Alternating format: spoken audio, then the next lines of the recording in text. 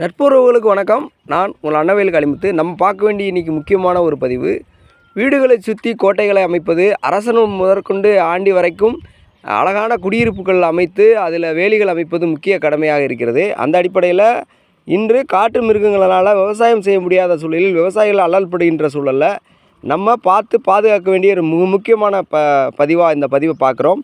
கிழுவை முள். இந்த கிழுவி முள் வறட்சியை தாங்கி வளரக்கூடியது. பெரிதளவு தண்ணியோ மற்ற வசதிகளோ தேவையில்லாதது. பராமரிப்புன்ற ஒத்த சொல்லாடலில் பராமரிக்க முடியாத ஒரு சூழலில் விவசாயிகளிலிருந்து அப்புறப்படுத்தப்பட்ட ஒரு செடியாக இந்த கிழுவை முள் இருக்கிறது.